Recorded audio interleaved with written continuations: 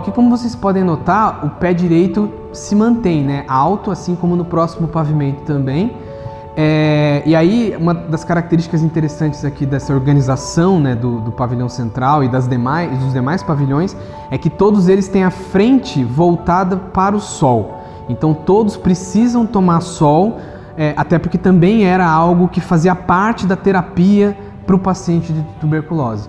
O piso se mantém, né, a tábua corrida, porque a gente tem como principal característica aqui o tratamento de doentes. Então tudo que está ao lado esquerdo aqui do corredor é voltado para tratamento. Então aqui ficavam os quartos de internação. Tudo que está para o lado direito a gente tem itens de serviço, como essa porta aqui, nós temos parte do centro cirúrgico. E uma outra característica também que é interessante, é legal frisar, é que daqui onde eu estou, desse exato ponto, que é o átrio, né, do pavilhão central, o que está para lá era tratamento voltado só para mulheres e o que está para lá, tratamento para homens.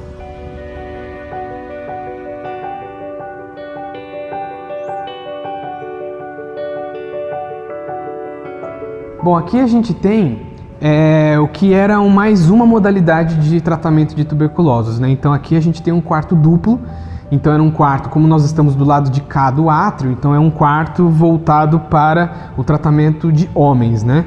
Então se vocês entrarem aqui comigo, vocês vão notar, né, que ele é um quarto relativamente amplo.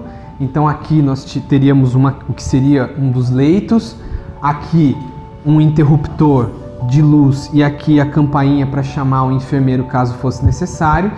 E a gente consegue ver bem essa luminosidade, né, vindo dessa luz natural do sol para dentro do quarto, e as janelas no topo, né, como também já disse, eram essas janelas que abrem para dentro, porque quando chovia elas poderiam ficar mantidas abertas porque a água batia no vidro e escorria para fora. Então é claro, aqui a gente tem, né, o pavilhão é ocupado, né, existe uma gestão que toma conta do parque.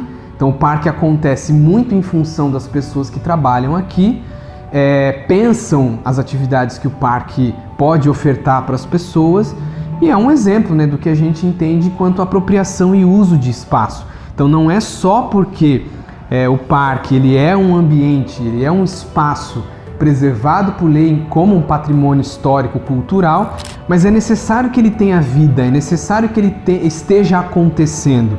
Então, em função disso, hoje todo o pavilhão central funciona essa entidade que faz a gestão do Parque Vicentina Aranha. Bom, essa aqui é uma das peças mais interessantes, né, também do período, que é a central de controle da enfermagem.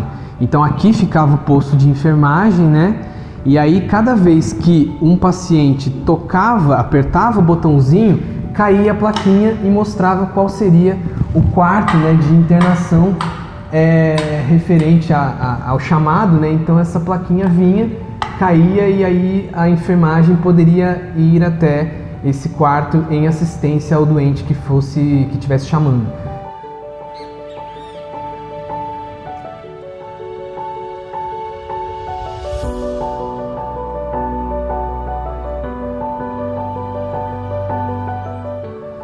Bom, voltando aqui ao térreo, né, do pavilhão, a gente tem essa ala do pavilhão bem diferente, né? Então lá no fundo, lá no período do Sanatório Vicentina Aranha, ainda do tratamento da tuberculose, essa área era bem diferente, ela era como a área anterior, o corredor anterior que nós já passamos.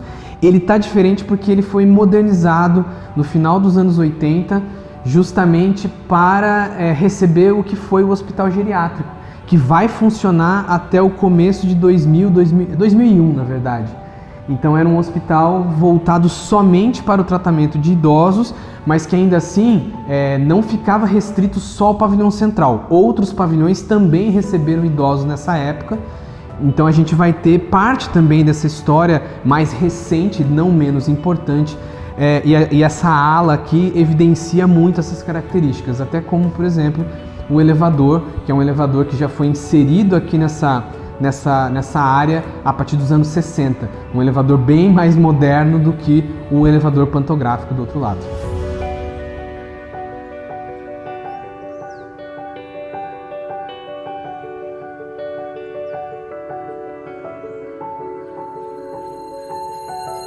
Você se importa de eu tirar a blusa? Engraçado, né, que quando eu falo do Vicentino, assim, a gente discute, né, esse espaço, as pessoas muitas vezes querem saber de algumas coisas que já aconteceram e tal. Não sei se vocês não se sentirem, né, ficarem tranquilos em relação a isso, mas teve uma situação que foi muito curiosa e eu me sinto muito grato por ter conseguido participar disso, onde tem um livro muito famoso, né, que que fala sobre São José nessa época, que é o Desafio dos Quatro Santos, do Rodolfo Lima Martersen. E ele, nesse livro, tem um trecho, uma passagem que conta a história de uma moça, uma mulher casada, que teria vindo para São José acompanhando o marido no tratamento de tuberculose, ele que era um industrial, né? E ela veio para cá, saudável, ele doente, e ele acabou precisando ficar aqui internado. Ele passou em consulta com o Dr. Nelson Dávila e automaticamente o doutor pediu a internação. O Dr. Nelson Dávila, que foi responsável, né, diretor responsável da parte clínica médica aqui do Vicentino Aranha a partir de 1928. E aí nisso ele se internou do lado de lá do pavilhão central, voltado para homens, e a esposa sempre estava aqui acompanhando esse tratamento, então ajudava ele com o banho, a se trocar, aquela coisa toda. E o doutor Nelson falava, olha, esse contato não é interessante, porque pode acontecer da sua esposa também ficar doente. E dito e feito, um belo de um dia, ela estava descendo as escadas, tossiu. O doutor Nelson, que diziam, né, que ele tinha um ouvido assim, muito preciso, parou, o nome dela era Isaura, parou a Isaura na escada, tirou um lenço de linho do bolso, colocou por sobre as costas dela, encostou o ouvido, pediu para ela respirar e tal. E aí ele notou e falou assim, Isaura, eu vou pedir para que você faça um repouso, para que você se alimente melhor e, enfim, vai dar tudo certo. E na hora ele continuou subindo a escada e foi direto no quarto do marido. Chegando lá, ele já, fechou a porta, bravo, e já falou, olha, você vai ter que, eu vou pedir a internação da sua esposa, isso é obrigatório porque ela está muito mal. Aí o marido teria dito assim, tá bom, doutor, ok, e eu, como é que eu estou?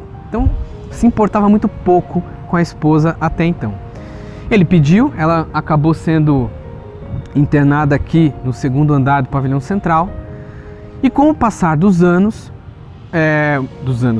meses, o marido se curou, né? E assim que ele se curou, ele recebeu alta e foi embora, voltou para a cidade deles. E a Isaura sequer soube da alta do marido, e ela internada aqui. Num belo de um dia, chegou o corpo de enfermagem, bateu na porta e falou assim, Dona Isaura, eu gostaria que a senhora arrumasse suas coisas, porque infelizmente a gente vai precisar mudar a senhora de internação. Então a senhora vai para o pavilhão São José, que era o pavilhão voltado para mulheres consideradas indigentes, ou seja, as mulheres que não eram pensionistas, não pagavam por tratamento. Como? Isso é um absurdo, eu nunca vi uma coisa dessa, eu não aceito.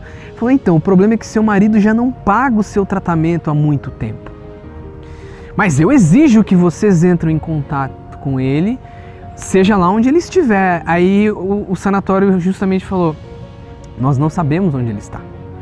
Ele não deixou endereço, não tem contato, nem nada.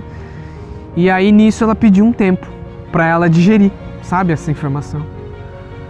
E aí nisso, passado algumas semanas, né, ela extremamente deprimida, o que agravou o seu quadro de tuberculose, ela acabou morrendo, né, com um quadro muito comum na época, que era uma hemorragia que o paciente tinha dentro do pulmão, dado a infecção, rompia uma artéria, essa pessoa acabava morrendo afogada, né, enfim.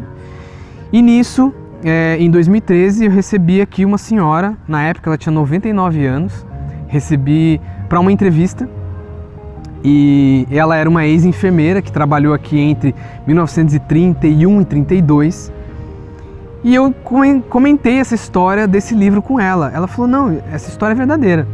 Eu falei, como assim essa história é verdadeira? Ela falou assim, eu conheci a Isaura, eu era a enfermeira do turno, e infelizmente a Isaura tinha 42 quilos, mais ou menos, muito seriamente acometida pela doença. A Isaura morreu no meu braço. Eu falei, como assim? Ela falou, eu estava sentada, assim, encostada na cama, com a Isaura abraçada em mim, deitada na cama e sobre o meu colo, e tudo que eu pude fazer naquela hora foi puxar o lençol para cobrir a Isaura, para que eu não recebesse aquele ar e aquele sangue, aquela coisa toda expelida por ela contra mim. Eu virei o rosto assim e fiquei apertando o botãozinho para chamar a equipe. Mas infelizmente foi tudo que eu pude fazer e ela acabou, né, morrendo nos meus braços no meu turno.